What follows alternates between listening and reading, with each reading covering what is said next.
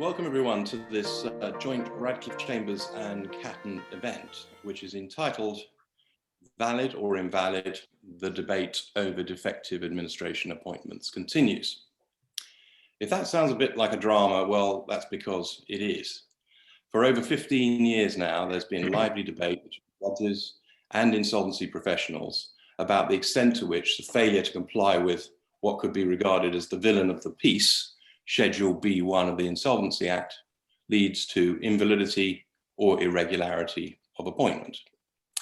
The earlier cases, such as GTEC, I think it was in 2007, a decision of the late Mr. Justice Warren, firmly established that the failure to comply with the procedural requirements of Schedule B1, even so technical as failing to file the right form, could result in invalidity.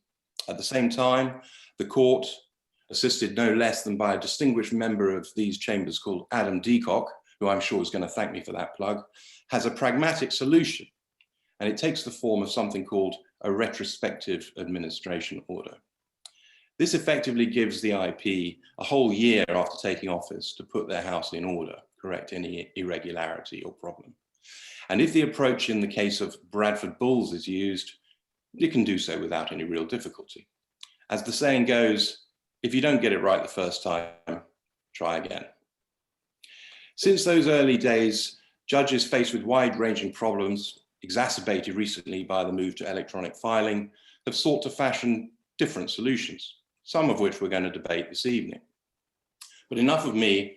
As the chairman of this session, it's my job to introduce this evening's speakers and their presentations as follows.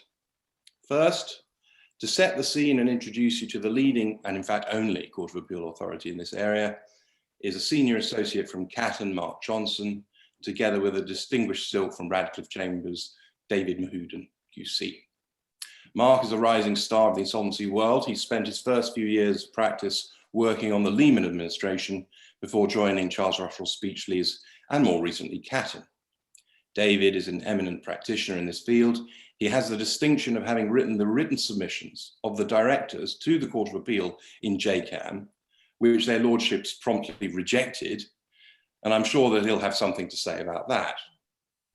Next, you're going to hear from Katten's insolvency partner, Prav Reddy, and another insolvency barrister, namely myself, on a trilogy of recent cases. And if you don't know about these already, we hope that you will find them of at least some interest. Prav has had a distinguished career spanning almost 2 decades, advising IPs, directors and companies on detailed aspects of corporate and personal insolvency law. It sounds like a Chambers and Partners review. He was my instructing solicitor on the Seabrook case, and he heads up Katten's London insolvency practice. In a change from what we normally do in court, Prav has agreed to lead our session, and I'm going to junior him, giving my 2 penneth as the case introduces, or that he mentions is introduced. Last but not least, and what I hope will provide a useful contrast to the other presentations, you're going to hear a practical question and answer session from a distinguished insolvency practitioner and Radcliffe Chambers' own Deputy ICCJ. Rob Croxton is a managing director in Alvarez & Marshall's restructuring practice in London.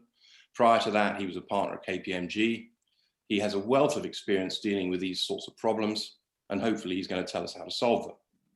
Tina Kyriakides is an experienced insolvency barrister who spends some of her time sitting as a deputy ICCJ. She has the distinction of having persuaded ICCJ Jones in the Tokenhouse case that you're going to hear about, that a failure to notify a QFCH, that's a qualifying floating charge holder for those not in the know, does not invalidate an administration, the correctness of which decision I look forward to debating with you. So with 3 leading practitioners and 3 barristers who appeared in the leading recent cases, I hope that this evening's event is going to spark your interest. And with your active engagement, I also hope that it'll have a lively finish. At the bottom of your screen, you'll see a question, I hope, you'll see a question and answer session button. As the session progresses, you can use this function to ask a question, type it in. David has kindly volunteered to marshal these questions, and if there's time at the end, which we've allocated about 10 minutes, he will hand those questions out to the panel member that you choose. So without further ado, I will ask Mark and David to turn off their mic mutes, everyone else to turn off their videos, and for David and Mark to introduce their presentation. Thanks, Chris. Thanks for that. I'm just going to share my screen to bring some slides up. Firstly, before David talks about JCAM, I'm going to just do a little whistle-stop tour through some of the early decisions. So just let me just share my screen quickly. Great. Okay, thank you. So it doesn't need me to say that obviously, as Chris has warmed everyone up to, the issue of properly appointing administrators is obviously of paramount importance. And failure to do it properly is going to give rise to some challenges potentially to their actions or difficulty in obtaining remuneration. As Chris has said, that issue is sort of resolved to some extent by the retrospective administration approach that the courts have adopted. As Chris has mentioned, it's Schedule B1 to the Act, which is the focus of the provisions in here, which the courts have to look at. I think today we're going to be looking mainly, particularly when Chris and Prav talk about the provisions in paragraph 26 of Schedule B1 and particularly paragraph 26.1. That paragraph is obviously the provision that provides that you must give a qualifying floating charge holder at least 5 business days notice before the company or directors appoints an administrator. And so the question for the courts over the last 15 years or so that they've had to grapple with is whether a failure to comply with those provisions is fatal, or whether such failure can actually be remedied. The remedy that I'm talking about arises really from Rule 12.64 or its precursor, Rule 7.55 of the 86 rules, which says that no insolvency proceedings will be invalidated by any formal defect or irregularity unless there's a substantial injustice, and that substantial injustice cannot itself be remedied. And it is the case that reference in that rule to insolvency proceedings includes the out of court administration process, and that was held to be the case in Euromaster in 2012. But what the court has to do, therefore, is it has to look at the facts of the case and determine whether the provision that has been breached leads to a fundamental incurable defect that means that the appointment is invalid, or whether it's just an irregularity. So in GTEC, which Chris mentioned, which sort of starts the process, the wrong form was filed with the court, the wrong form of notice of appointment, and that was found to be a fundamental breach, and therefore Rule 12.64 or its precursor couldn't even be engaged to sort of cure that fundamental problem. Fast forwarding a few years, we moved into Hill and Stokes. That's important because even though in that case the qualifying floating charge order was served, there was other persons who'd actually enforced against the company, who distrained against the company, and they're entitled to be served under paragraph 26.2 and the relevant rules of the insolvency rules. In that case, the judge actually was able, on construction of paragraph 26 and paragraph 28, to find that there was no actual breach of the provisions, but obiter afterwards he did say that even if that were not the case and he was incorrect, the defect was actually not fundamental, i.e. the failure to serve those people who distrained against the company was not one that would automatically lead to invalidity and could be cured. And why that's important for us, because he compared that to QFCH, and he said in that case, service is fundamental and important. So continuing on, further cases have addressed issues which are relevant for us. The case of Re MTB Motors shortly thereafter was a point where the FSA, as it was then, hadn't been served. There had been a search of the register, but the company was registered at the FSA without the full stops between its initials in its name. So it hadn't been picked up in the search, and the administrators had been appointed without obtaining the FSA's consent. And the judge in that case said, that is a case which is not capable of being cured. There are policy reasons. There's a public interest reason for the FSA, for any regulator to get notice and to be able to consent, and that cannot be cured. Probably most on point for us, following that, is the Ajay versus Law for All case, decision of Mr. Justice Norris, who appears quite often in these cases. And in that case, there was a failure to give notice to the qualifying floating charge holder under paragraph 26.1. It was inadvertent because there was no debt owed to Barclays, who were the QFC, but the charge hadn't been satisfied at Companies House. And the judge said, that is a fundamental breach of the provisions. The appointment is invalid. Slightly unhelpfully in that case, there was no actual argument put before the judge that there was a possibility that that defect could actually be remedied. I think the applicants approached it on the basis that it was a fundamental breach and that what they wanted was a retrospective administration order, which is what they got. Again, shortly thereafter, and I mentioned this just as a way of comparison, in Re Bezier, again before Mr. Justice Norris, it was found that service on the it was thought that the company had not been served. The judge was able to find actually it had been served via its solicitors, but he went on to say that even if it hadn't been served, failure to serve the company itself would not have been a defect resulting in invalidity. So just pausing there for a moment, there appears to be a bit of a line of authority, creeping in that service on the FSA or FCA as it is now, and on a charge holder is a different case to service on the company or on others who may have enforced. And that's, seems to be because obviously the charge holder has particular rights that it has in that service period, that notice period, and the FCA, there's a public interest reason why, as a regulator, that receives notice. Next up in 2012 was the case of Re Seabrook Risk, which is probably the most unhelpful case of the lot. Unfortunately, Mr. Justice Arnold wasn't referred to the MTB decision a little earlier. This was also a case where the FSA hadn't been served, and he actually came down on the other side of the line and said that was not a fundamental breach. It didn't invalidate the appointment. And that, I think Prav will pick up on that case a little later on when he does his session. Much more helpfully, just a couple of months later, there was the decision of Re Ecolink Resources. So that was just 2 months after cert risk, and for us that was a failure to serve a QFCH under paragraph 15.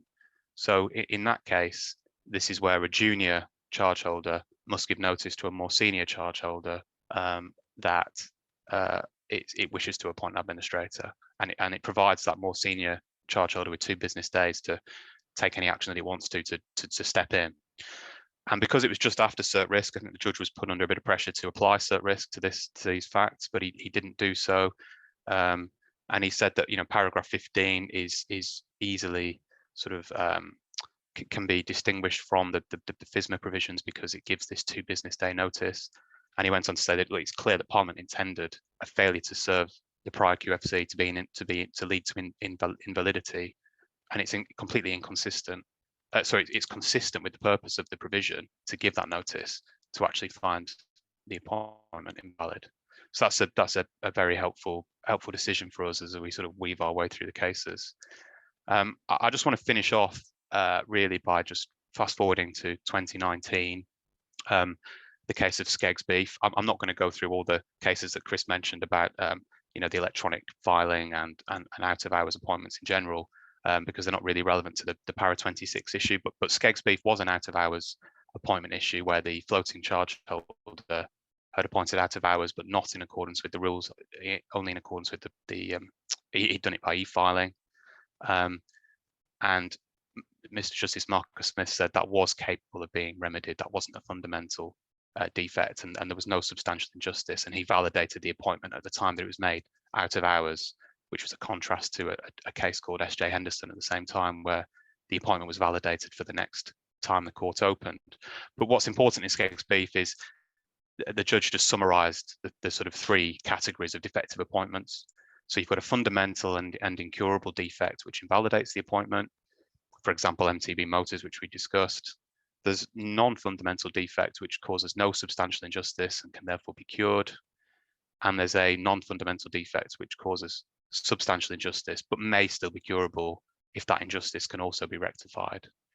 I think that helpfully brings the sort of first phase of these judgments to an end. Prav and Chris will shortly pick up the thread, I think, with the more recent decisions in 2020, which are important. But before then, I think I'm going to hand over to David, who's going to take you through the decision in JCAM. Thank you.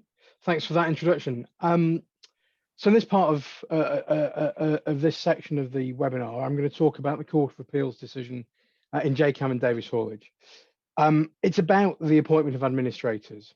So it fits into this webinar, it fits into this category of cases. But no administrator was actually appointed in that case. And so it's something of an outlier in the suite of cases that you're going to hear about invalid appointments. Nonetheless, it is important to understand it. And as you'll hear from Chris and Prav later on, it does come up in the Seabrook decision. And the court refers to it. Mr. Justice Miles refers to the Court of Appeal's decision in JCAM in his decision in Seabrook. As Chris said, I was instructed for the appeal to the Court of Appeal from His Honour Judge Bird, sitting in Manchester as a High Court judge. And I got as far as doing the skeleton, but then unhelpfully from my point of view, and somewhat ironically, Davis Haulage then did go into administration. And so I didn't get to go to the hearing and defend the skeleton, which, as Chris pointed out earlier on, didn't impress the Court of Appeal judges very much. And in a few moments, I'll tell you why I think it should have done. But of course, I would say that, wouldn't I? The facts of the case are reasonably straightforward. JCAM was the landlord of warehouse property used by Davis Haulage. Davis Haulage's name is a giveaway to what it did. JCAM wanted possession of the warehouse because there were rent arrears. And what the director of Davis Haulage did was file a notice of intention to appoint. And at that moment, the moratorium bit. And so the possession proceedings that had just been started by JCAM couldn't continue. There was a second notice, third notice, and a fourth notice. And they were all generally in the same form. They recorded the director's careful consideration of what should happen. And they recorded his conclusion that he should appoint administrators as soon as reasonably practicable. But, and this is the key point, between notices 3 and 4, a CVA proposal was prepared. And the nominees to the proposal said that if the CVA was not approved, Davis Haulage would have to go into administration or liquidation. The CVA was approved, but ultimately failed, hence the admin, the ironic entry into administration. But on the notice of intention to appoint, administrators were not appointed. JCAM comes to the court and asks the court for an order that fourth notice, so the one that's filed after the proposal for CVA has been prepared, it asks for an order that fourth notice is vacated as an abuse because the director did not have a settled intention to appoint administrators. And what JCAM says was that his intention at best was that he proposed to appoint administrators only if the CVA failed. It wasn't approved. Judge Bird at first instance says, well, there's no need for a settled intention before filing the notice of intention to appoint. You can hang on to the hope that you will avoid administration, but you can still file your notice of intention to appoint in the event that that hope is misplaced and it's unavoidable. But what he does to help JCAM out is he gives retrospective permission to issue the possession proceedings, and he gives permission to continue them. And so, as between JCAM and Davis Haulage, the landlord and tenant position gets resolved. The proceedings play their way out, and the outcome is what the outcome is. And you might have thought at that stage that JCAM, looking after its own interests, didn't need to go any further. It had got what it wanted. It wanted the possession proceedings. It wanted possession back of its premises. But even so, it appeals to the Court of Appeal, and maybe that was because Judge Bird had encouraged it to do so by giving permission himself after he gave his judgment in the case. And the Court of Appeal decision does not refer to other case law on invalid appointments as part of considering the context of Judge Bird's decision, as part of looking at the wider legislative landscape. that pertained at the time. And it goes on to say that Judge Bird was wrong, that there must be a settled intention. The words proposes and intends are synonymous. The legislative intention was for a single meaning, and there is no difference in meaning between proposing and intending to do something. And it went on to say that there were 3 factors that the judge had failed to appreciate and which compelled the conclusion that in order to file a notice of intention to appoint, for the obligation to file to be triggered, there had to be a settled intention. And it said these things. First, the purpose of a moratorium is to give the QFC chance to appoint, and if it chooses not to do so, to protect the company whilst it makes its own appointment. And the Court of Appeal said if all it is that the company might well not appoint, then what is the purpose of the moratorium? Secondly, it said that para 26(1) of Schedule B1 obliges notice to be given if the company or directors propose to appoint, and that obligation, that requirement to do something, works if the intention has to be certain, has to be settled. But if it's something lower than settled, said the Court of Appeal, how strong a possibility must it be before the obligation arises? And, said the Court of Appeal, once the notice is given, the company faces the risk that a person to whom notice is given, the QFC, might appoint, and that might frustrate what the company wants to do. And at the time, the Court of Appeal also relied on the point that the moratorium under Schedule A1 was only available to eligible companies. Now, of course, in theory, at least, it's wider. The Court of Appeal said if it was possible to file a notice and repeat doing it in order to obtain a moratorium, companies that weren't eligible would obtain a moratorium when they were not entitled to it. So that's the decision. And as I said at the beginning, I'm going to suggest that the Court of Appeal got it wrong. And the first instance judge got it right, because what he did was look at the actual position and work out what was of practical benefit to JCAM and, as it happens, to Davis Haulage. And we'll see, of course, and Tina's going to talk about Tokenhouse, that the court is not afraid of making pragmatic decisions in the context of the facts of any particular case. So I've got 4 reasons why I say the Court of Appeal was wrong. First, JCAM didn't need the relief it sought from the Court of Appeal. The position was resolved at first instance by giving JCAM permission to pursue the possession proceedings. The Court of Appeal didn't take that into account, really. My second point is, where it was considered justified, and you've got to remember that the Court of Appeal and JCAM didn't criticise the decision to file repeated notices. They accepted that the advisors and the director thought that they were entitled to do that. Where it was considered justified, anecdotally at least, it was a way of achieving an outcome, or at least exploring an outcome, that was potentially better for creditors than an administration. And that's a pragmatic approach.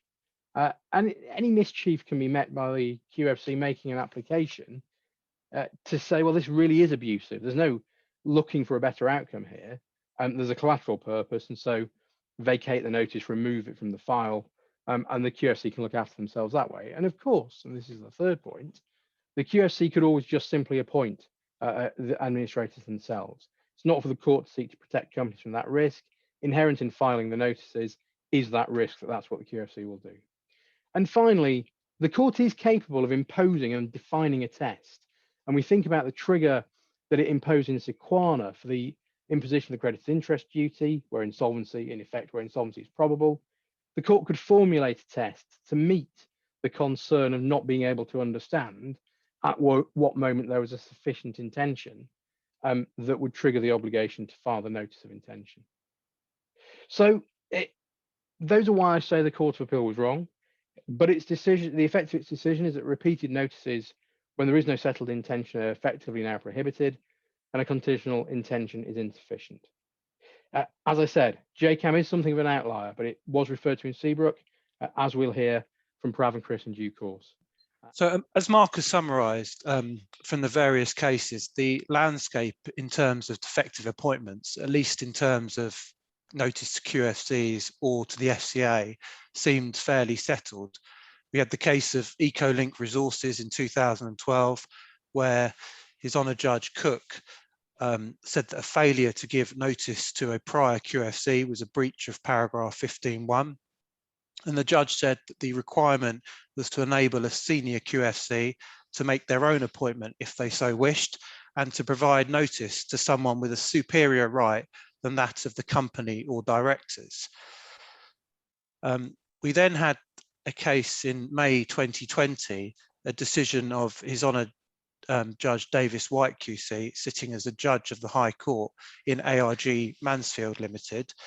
In this case, there was a failure to obtain consent from the FCA at the time or before the administrator's appointment, which rendered the administrator's appointment invalid.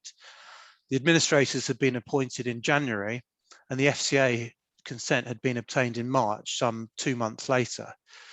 The judge, in a long judgment, went through 48 cases, prior cases on defective appointments, and in deciding that the failure to obtain FCA consent rendered an appointment invalid, made the following comments.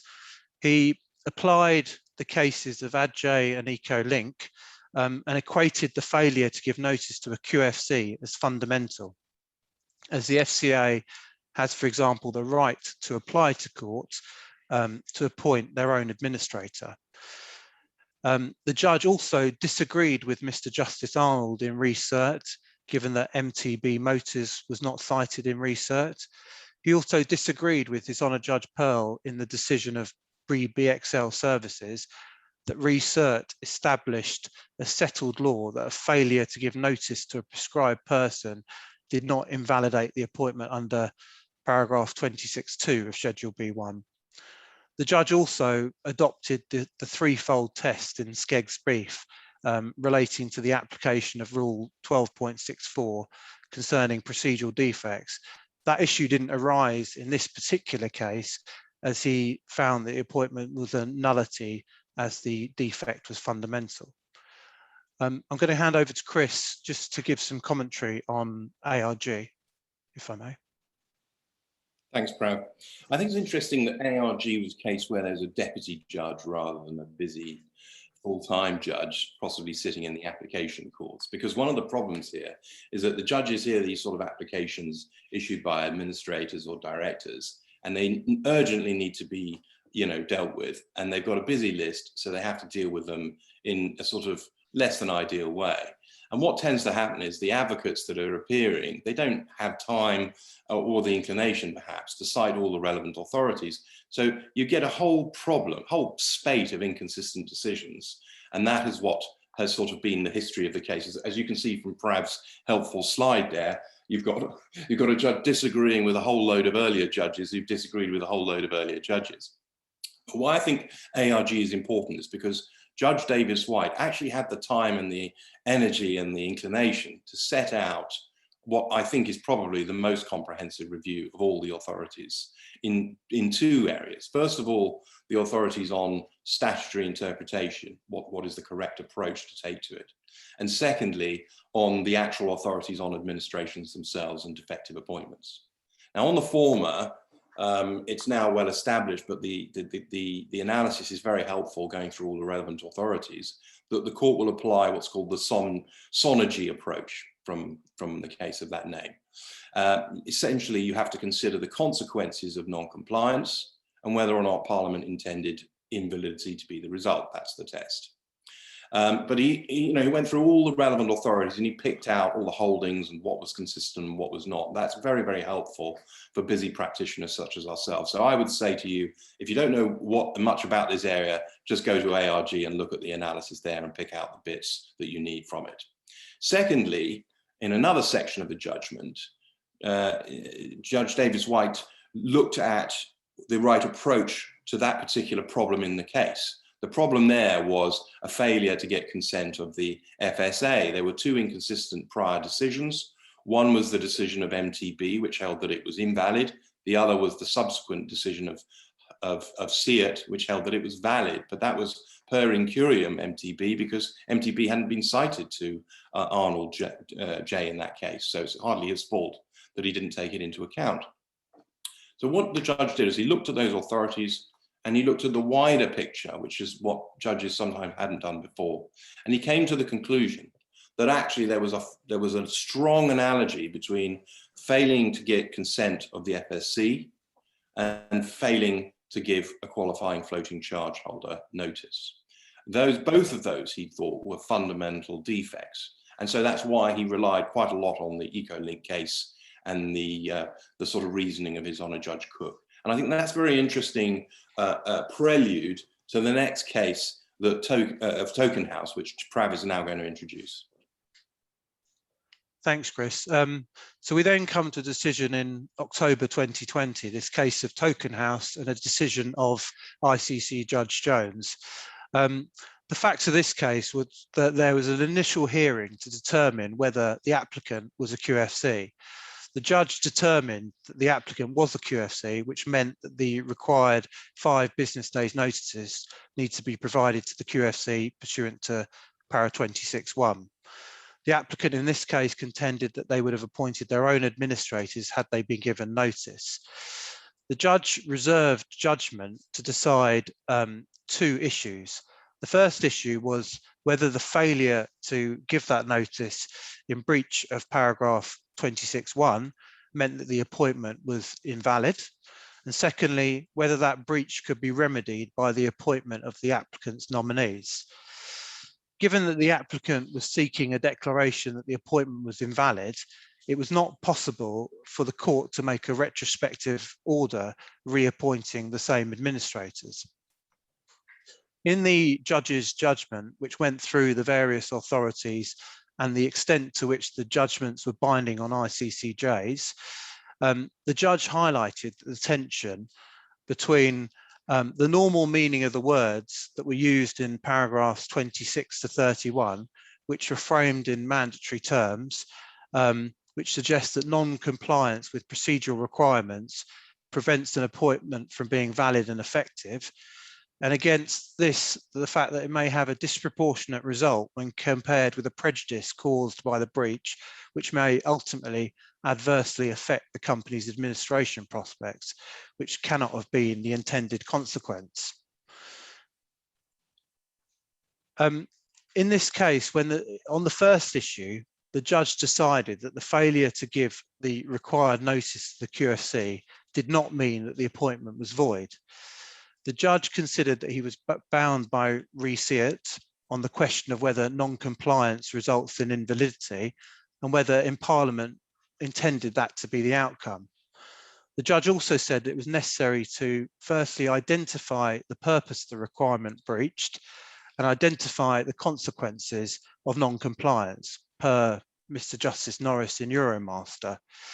And focusing on the consequences of non-compliance, per the Skeggs Beef case, the judge concluded that the breach of paragraphs 26 to 31 will naturally, but not necessarily, fall to be treated as irregular. The judge identified the cases where appointments were nullities because there was a fundamental defect, such as Minmar and Kaupthing, the older cases, and he said that this was not a case where the appointment was void because there was no power to appoint or the appointment was not made. He also concluded that the defect was not fundamental and had caused no substantial injustice. On the second issue, having determined that the appointment was valid, he said that it remained the case that the appointment of the original administrators should not have happened, and restored the position by ordering the replacement of the remaining original administrator with a nominee of the applicant to purportedly cure the breach of paragraph 26.1.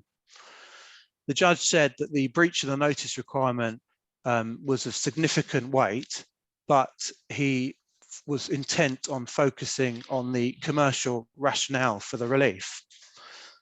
And in supporting the conclusion that the breach of paragraph 26 was not fundamental, the judge made some comments.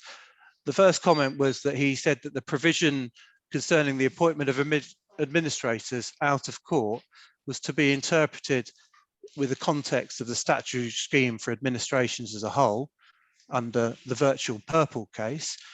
And he also said that the conclusion that non-compliance with paragraph 26.1 of Schedule B1 is a fundamental breach appears, potentially at least, to misrank the importance of receiving notice above the importance of there being an administration.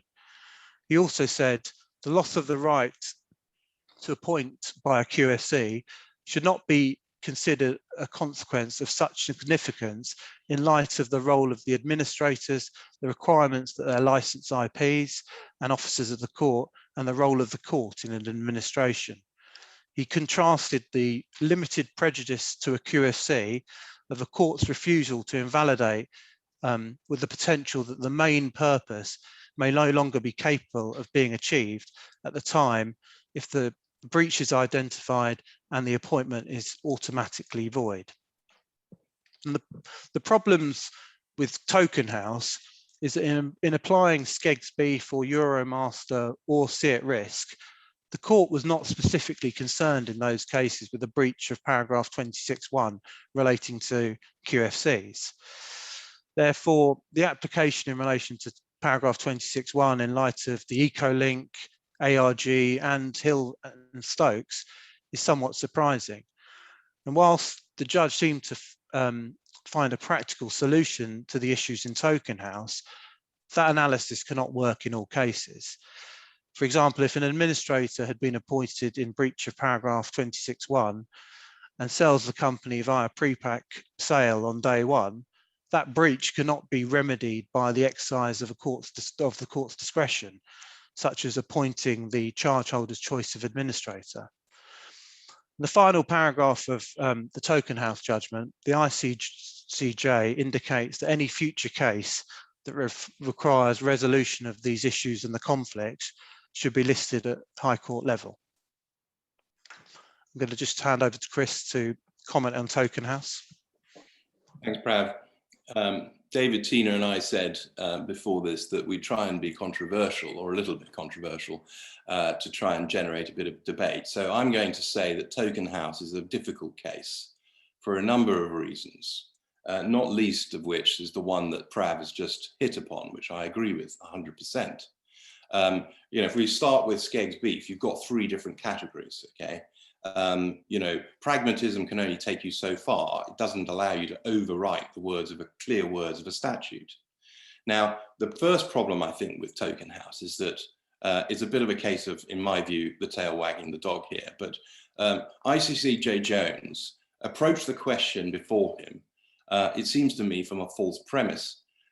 He started off by saying, well, there's a host of inconsistent decisions that I've got to choose between in this case. But in fact, there weren't any on the facts of his case in the particular breach that he was dealing with, namely a failure to serve a QFCH. ECO was the leading case on this point. There were no inconsistent decisions. In fact, he, as Prav mentioned, he wanted to apply SEAT, or at least the approach in SEAT, and SEAT had just been overruled in ARG and was per incuriam, so it wasn't the right case for him to be applying. So the fact that there are differences in other cases, it seems to me, didn't provide this sort of green light for ICCJ Jones to go his own way, which is what I feel he somewhat did. It was a sort of case of he wanted to get there, so he had to find a way to get there, and he did. And secondly, I also thought that his attempt to distinguish the EcoLink case on the basis that it was decided, I think, about a month or so before Euromaster, and therefore Euromaster was more recent and therefore more authoritative. I just didn't think that that worked. Euromaster was a case on an entirely different breach. It wasn't a case of not giving notice to the QFCH. It was a case simply of appointing a day late, so completely different. Norris in Euromaster made clear that his judgment was limited to the breach that he was dealing with in particular. He also made clear that the requirement to give a QFCH notice was a different thing, because the QFCH has a superior right to appoint, so it's in a different category. And yet ICCJ Jones felt able to interpret Norris's observation, and it was really just a passing remark, frankly, that structurally paragraphs 26 to 32 of Schedule B1 deal with procedural matters rather than, you know, a power to appoint, you know, fundamental power to appoint. He interpreted that as if it was the ratio decidendi of the case, which of course it wasn't. He sort of interpreted it and applied it to his case as if it was a statute, but it wasn't. So as a matter of pure application of precedent, that approach was simply wrong. I think that if ICC Jones had had regard to the decision of JCAM, which actually wasn't cited to him, he might have reached a different conclusion. Although David's right that JCAM wasn't a case of actually an appointment of an administrator, but nonetheless, the Court of Appeal came to the conclusion that a failure to comply with paragraph 26 of Schedule B1 resulted in invalidity of the subsequent steps taken by the appointer. It didn't even get to the appointment in that case because the noiter was invalid. So if the Court of Appeal has held that a failure to comply with paragraph 26 invalidates the whole process, how did ICC Jones find that paragraph 26 is procedural only? It baffles me. And this is the thing. David's absolutely right. There were no authorities on invalidity cited in JCAM.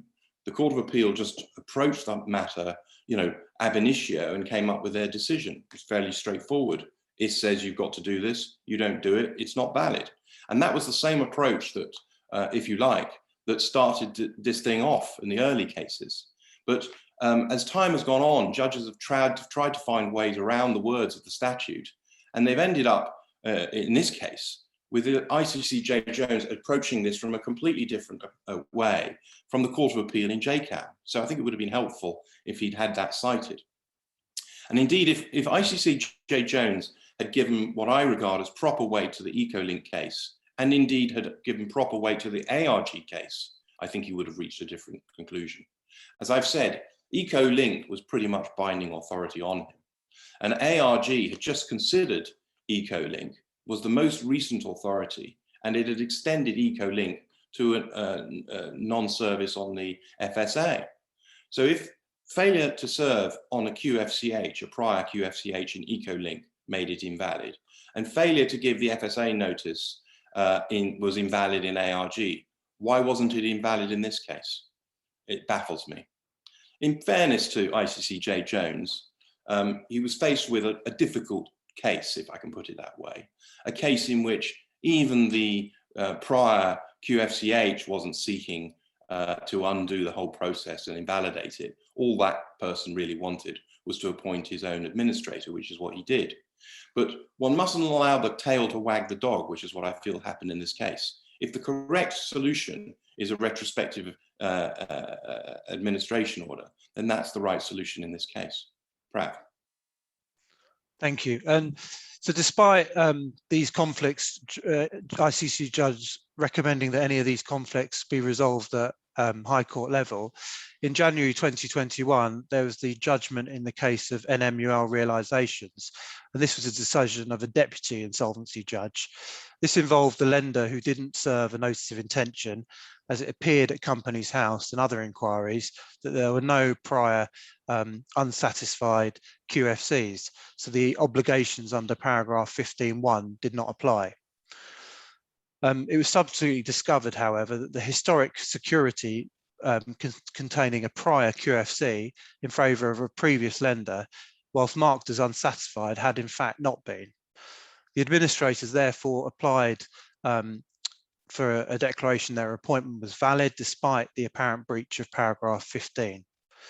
The administrators argued that the defect could be remedied under Rule 12.64, and in any event, no notice could have been served as the prior QFC had been dissolved and the enforcement receiver had been appointed over the assets of its directors. And in applying Tokenhouse, the deputy judge held that the apparent breach of paragraph 15 was not a fundamental defect and void. He said it was a formal defect in the appointment that was capable of remedy under Rule 12.64 on the basis that no substantial justice would be caused. So it fell into the second category under Skeggs beef, not fundamental, but an irregularity causing no substantial injustice. I think it was material in that case that the two parties that may have had an interest in the prior QFC did not object to the relief sought, nor did the creditors or the shareholders in the company. One interesting point that came out of the case was that the deputy judge said that the Companies House register is not in itself conclusive, since certificates of satisfaction may have been, for example, fraudulently lodged, so that further checks needed to be undertaken. And then the final case that myself and Chris are going to speak about is the case of Seabrook. This specifically deals with a breach of paragraph 26.1 of Schedule B1 and the failure to serve a QFC. It also deals with the issue in JCAM as to whether there's a settled intention to appoint an administrator. This was not a case where there was an administration appointment, as receivers had been appointed, but it does provide guidance on the effect of a breach of paragraph 26.1. In this case, Seabrook had defaulted under facility agreements secured by a QFC. Following various failed promises, the lender appointed LPA receivers.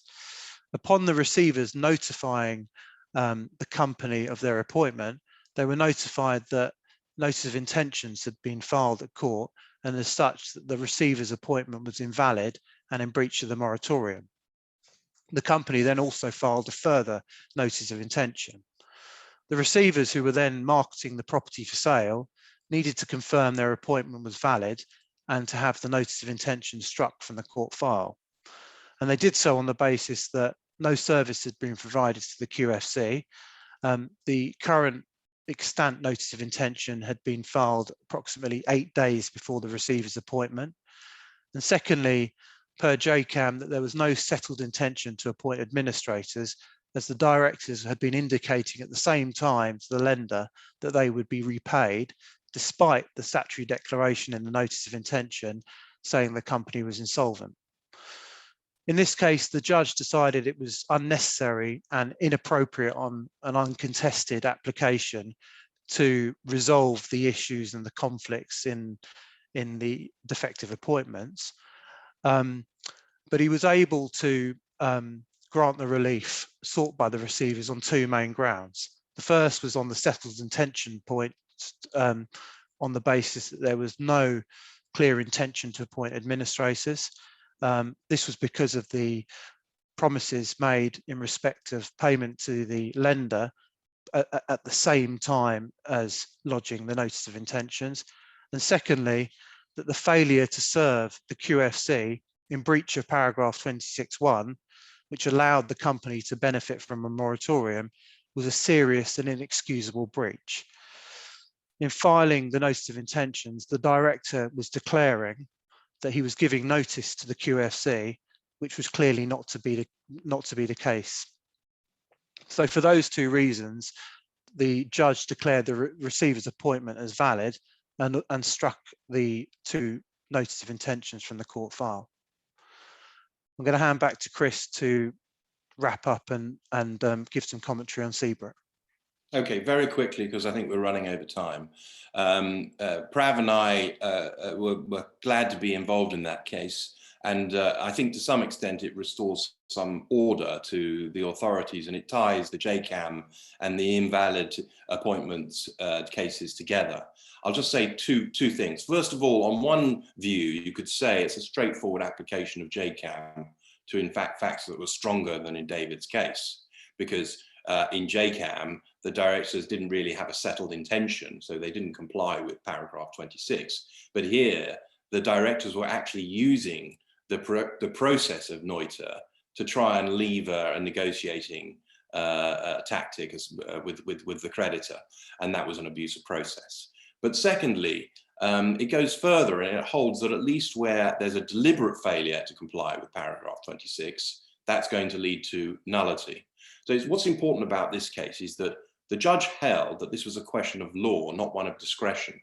So to that extent, it's inconsistent with Tokenhouse. Right, now, I think that's enough from Prav and I. We're going to hand over to Rob and to Tina. So Rob, we're actually going to talk about tonight really the problems that arise in respect of outer court appointment, and really how you as an insolvency practitioner deals with them in practice.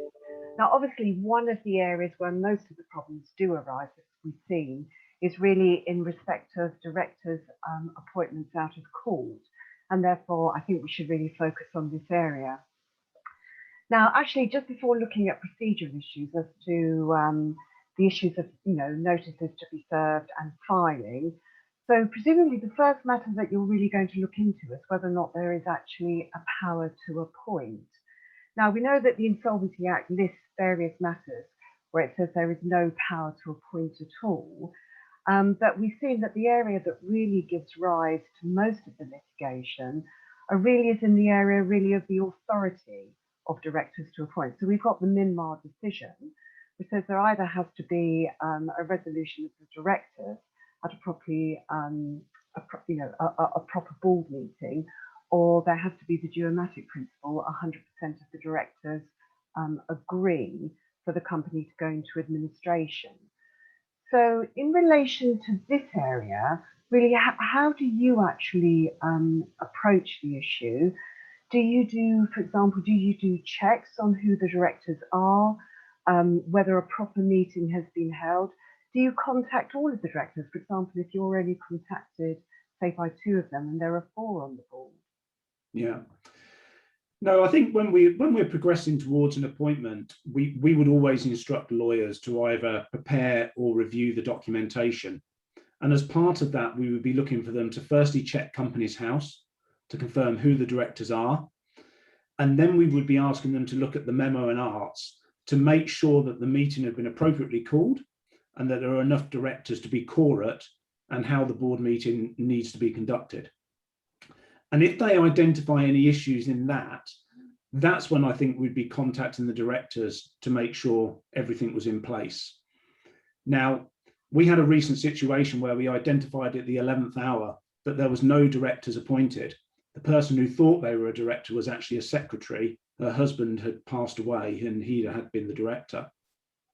Our lawyers pointed this out and we had to go through the process of appointing the secretary as a director and actually appointing another person as a second director because the articles required 2 for a quorum meeting.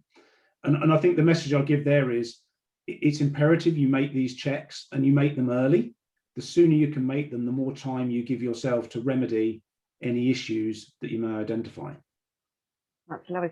Now, just going by way of examples as well, I mean, I actually had a case where proposed administrators were approached by 2 directors of a company, and when they did their checks at Companies House, they'd seen filings at Companies House which said that these directors had resigned. So there was only 1 director who was supposed to be the only director of the company. Now, these proposed administrators then talked to these 2 supposed directors, but they assured the proposed administrators that they hadn't resigned, that they were still the directors, and that the filing had actually been made by the other director without their knowledge or consent. So if you had a case like this, what would you have done? Well, I think first up, I would have done exactly what the proposed administrator did there and would have the discussion with the 2 non-directors so that they could explain the situation, explain the Company House filings. It then feels like if you're still in a position where there's a debate around what has happened and have things been filed correctly, I think you've got to try to get the other director to the table. Clearly a dispute or an argument has arisen between the directors. So, and obviously the appointment couldn't be made if the directors in office didn't agree with it and didn't resolve to place the company into administration. So I think there are some practical things you can do, but ultimately you're going to have to work with the lawyers and try and resolve the directors' dispute to allow them to place the company into administration. What we certainly wouldn't be doing is taking at face value 2 directors who per Companies House are not in position and allowing them to progress the company to administration and taking that appointment. So I think there's some practical things that you can do there. Yeah, I suppose you might be left with a situation where there's still really a dispute between them. Because I said another way of resolving it might be to say, well, okay, call a proper board meeting.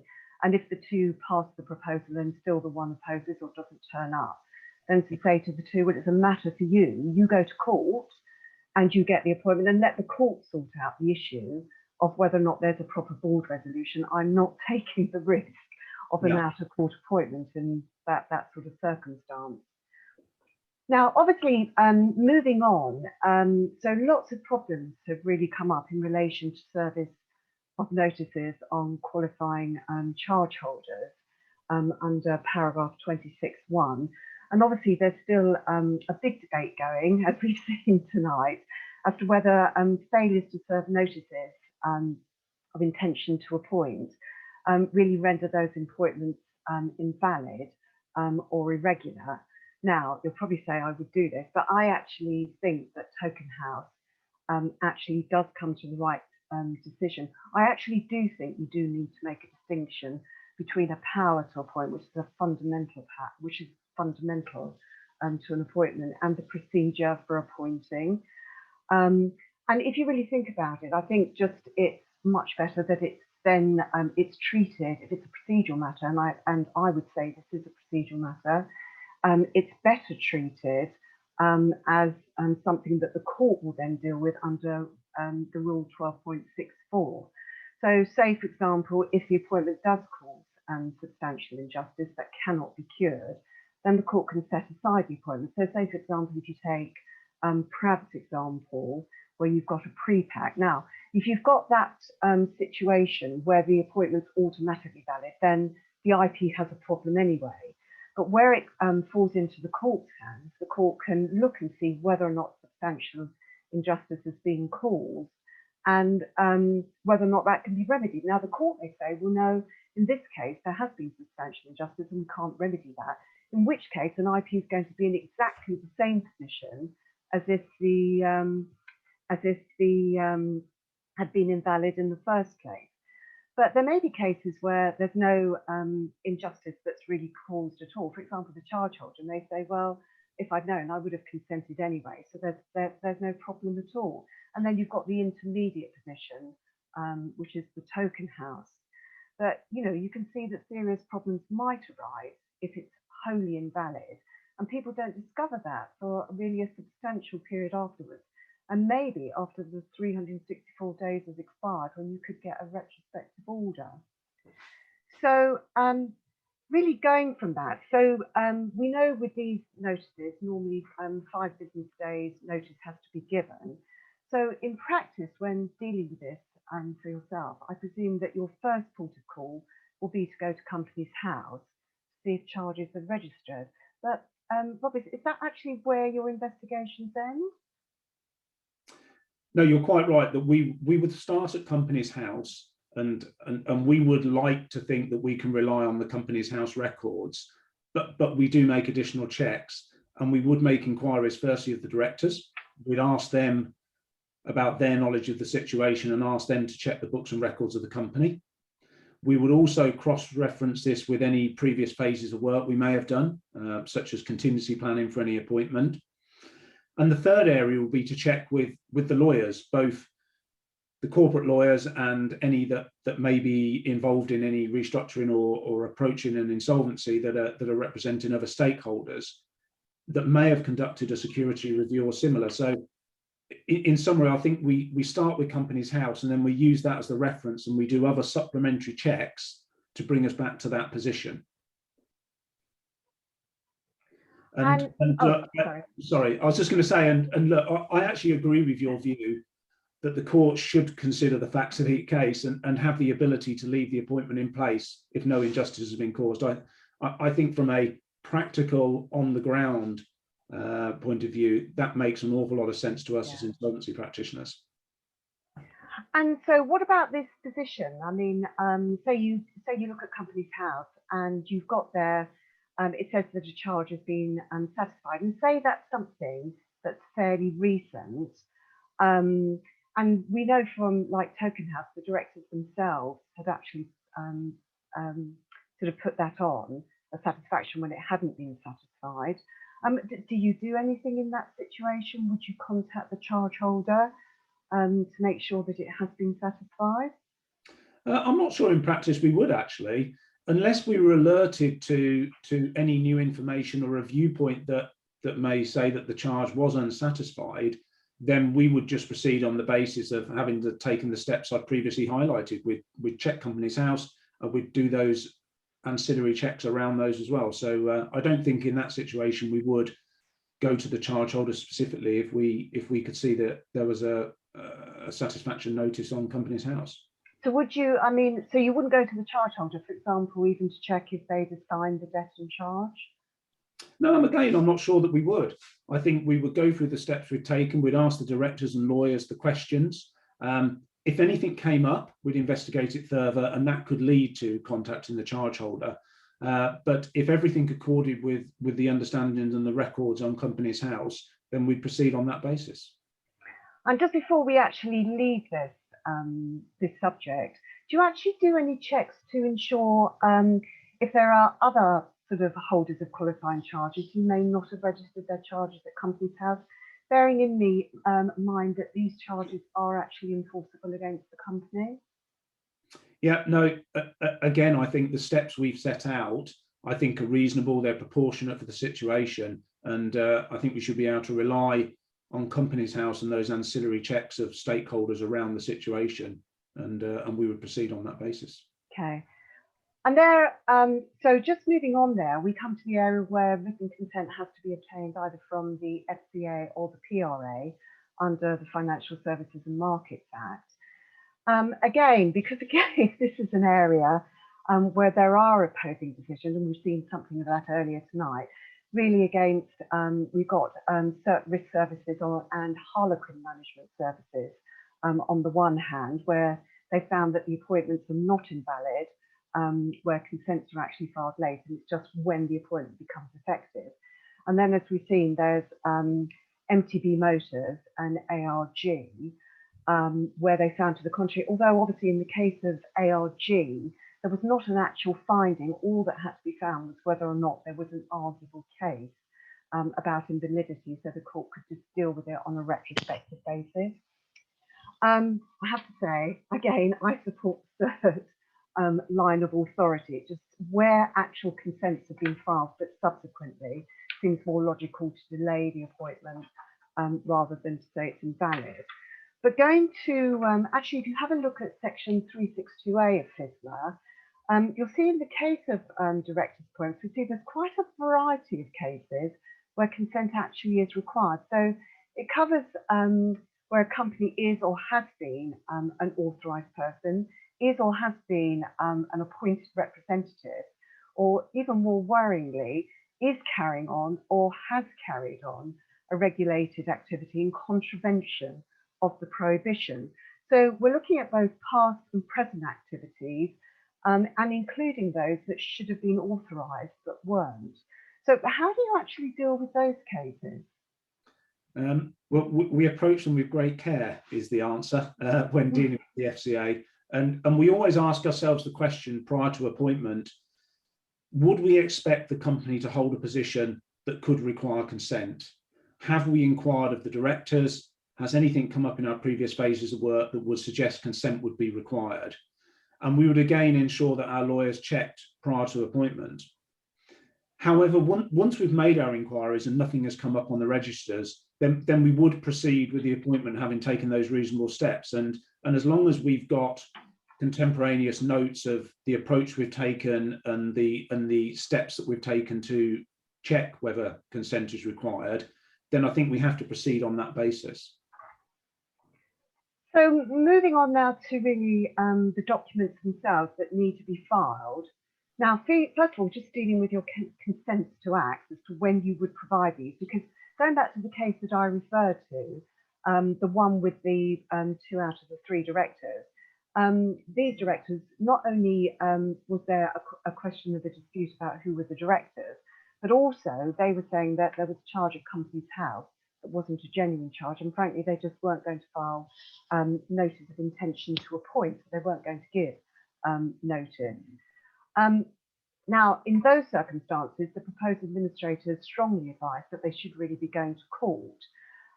But the directors didn't do that. They actually went straight and filed notices of appointment, and obviously had the consent to act as well. Obviously, there are different ways of dealing with this situation. But in practice, when do you actually part with your consents to act? And what would you have done in this situation? Yeah, well, look, in practice, our lawyers would hold on to the consents to act, and we'd not release them to the directors. If the directors are doing the filing, then my lawyers would hold on to them until the point of filing. And if it's the company's solicitors that are doing the filing, again, we would hope that by sending them onto their solicitor's filing, that they would only file at the appropriate time, and they would be sent to them with a pending confirmation that filing could take place. Now, this could be done by way of an undertaking between the lawyers, for example. We wouldn't expect to be in the situation where the directors themselves would file, especially with e-filing, which I think we're going to touch on in a minute, because they wouldn't necessarily have the accounts to do the e-filing and be able to process that themselves. So we'd like to think that through those steps we can control the release of our consents. And do you actually take control of the forms themselves, or is that something you leave to the directors or the directors' solicitors if they've got them? Yeah, well, the lawyers listening will be pleased to know that, again, we would always instruct solicitors, and they would have control of the forms. It may be that they do the filing or the drafting, or it may be the director solicitors do the filing and drafting. But we'd never expect the directors to be drafting the appointment forms themselves without some form of legal review. Yeah. And then, as you kind of like highlighted, we come onto the wonderful topic of e-filing, and in particular after hours e-filing, which I think was actually started off by my H&V case, where the court held in that case that the appointments were irregular and not valid. We've now obviously got the temporary practice direction, which deals with this issue. So it's clear that you must e-file your documents within court hours, either between 10 AM and 4 PM. And if you don't, you'll be treated as having filed at 10 AM on the day that the courts are next open for business. However, I want to just ask you what you would have done in a similar position, say, to the H&V situation. So if you have a company that's not in the position to go into administration, say until Friday at 3:30 PM, and that's only because it actually just secures funding at that point to enable it to continue to trade. But it actually needs to go into administration on the Friday so that it can actually trade over the weekend in order to preserve its going concern value. So how would you actually deal with that situation now in light also of the practice direction? Do you file electronically? Because we know what can happen with electronic filing. It can take quite a while for that to have the time and the date. Or do you take other action? And if so, what action do you take?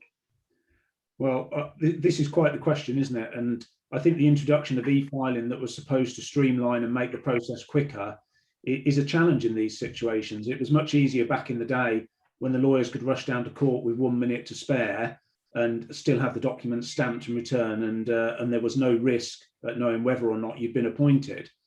So what do we do in these situations? Well, firstly, we try not to get in them. We try and plan ahead and be realistic about how long the process will take. But life's not easy to predict, is it? Certainly in our world. So I'll be interested to get your thoughts on this and file electronically. But I think if you have an urgent application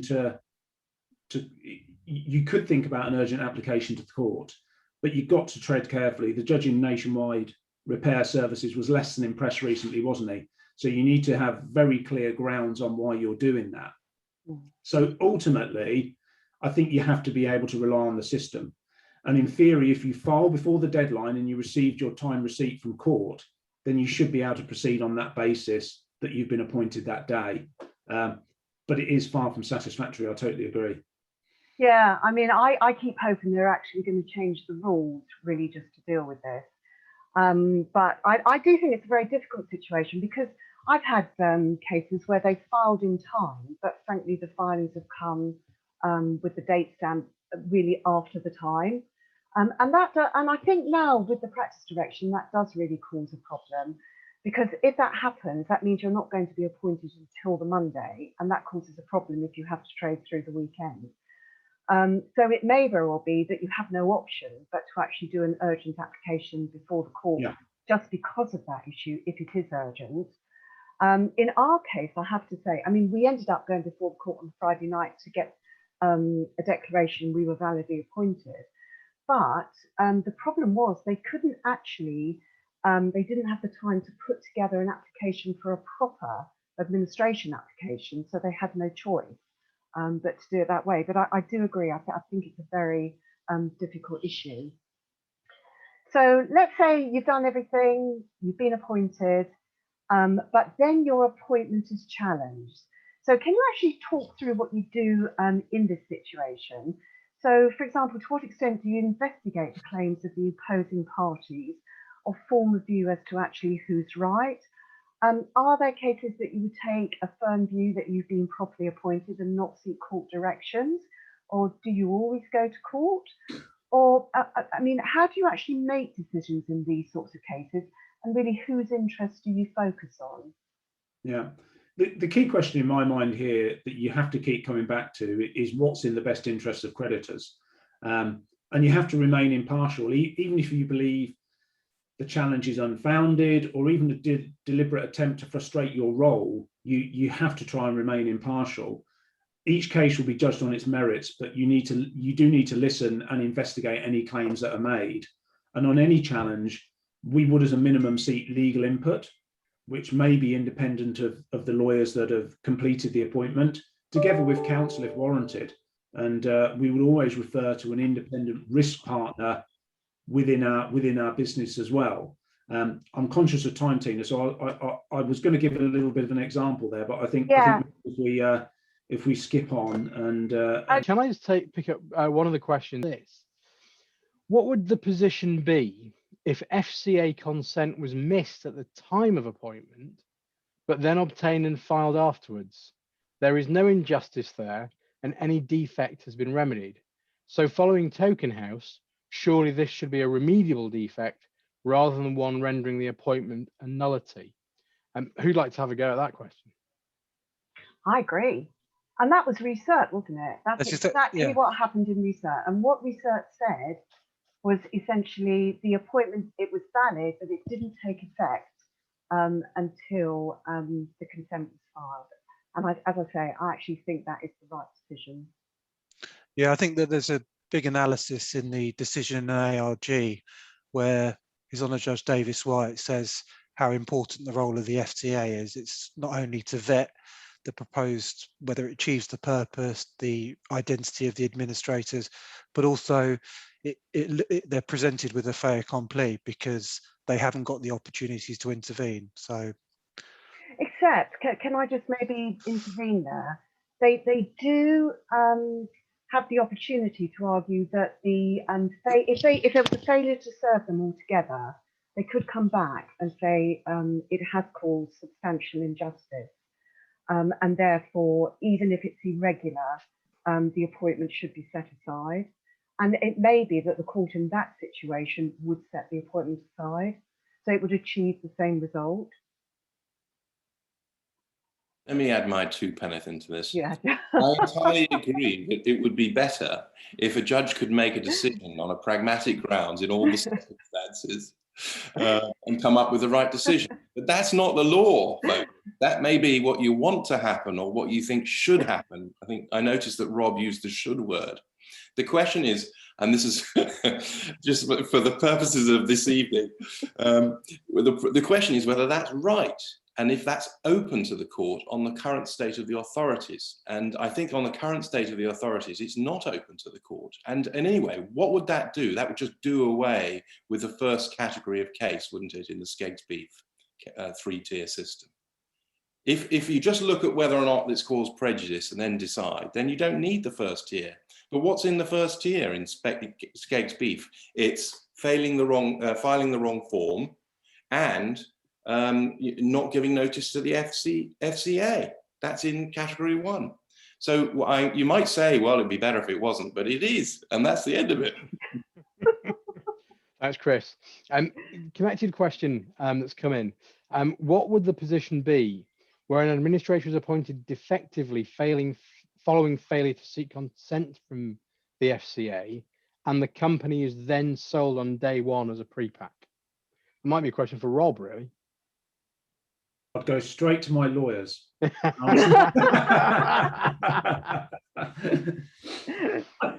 think it comes down to, when you're on the ground dealing with these, if you're an administrator and you've completed a pre-pack, you will be comfortable with the process you've been through. You will be comfortable that that is in the best interest of creditors, and you will be preparing your SIP 16 to share with creditors to justify the actions you've taken.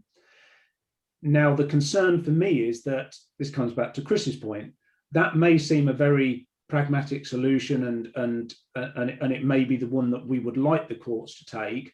But I think the challenge will be whether that avenue is open to the court and the judge at that point in time to say, look, if we believe that was in the best interest of creditors, can we just continue on that basis? And I think that would be the real challenge for an insolvency practitioner. We would look at it pragmatically and what's going on the ground and what we believe is the right solution. But ultimately, it will come back to a question of whether the judge can follow that, given what the authorities are. Yeah, thanks for that, Rob. Finally, on the question that came in whilst we were all talking, is this: in the event that the problem surrounding the appointment cannot be remedied, how keen will the courts be to make an order that the appointor, usually the directors, indemnify the administrator under Para 34, especially as the process and paperwork are usually overseen by the administrator and his lawyers? I mean, look, there is a provision in Schedule B1, right, put in by Parliament that said, if you get it wrong, you have to pay, you have to indemnify, right? That's what it's there for. Now, I've not come across a case where anyone actually has had to indemnify, because, you know, in all but the worst cases, you have a retrospective order, and that's the remedy for both this question and also the previous question as well, because you know, if you had a pre-pack and you can do a retro, then effectively you validated the pre-pack, haven't you? And that's what you do. And that's why I say that IPs and everyone have got a whole year to sort out any problems, right? That's more than enough time to get any irregularity sorted out by way of the pre-pack. But you know, there we are, it's there. And I think it's important that it is there. And I think that when you look at when you just look at the statute, that is there for a reason. And that is that if you do it wrong, you're going to have to pay. It's invalid. And I think that's probably right. I've never seen it happen like Chris, but you can see the potential for it. Although, of course, the answer would come back, your lawyers approved it all, so you go and talk to them. So that would be one unseemly mess. It simply remains for me to thank Rob and Prav, Mark, Chris and Tina, but most of all, Steph from Chambers, literally without whom this would not have happened this evening. So thanks to you all. Thank you to you all for attending. And we hope to see you at the next one of these, whenever that is, and have a very enjoyable rest of your evening. Thanks very much. Thank you. Thanks, David.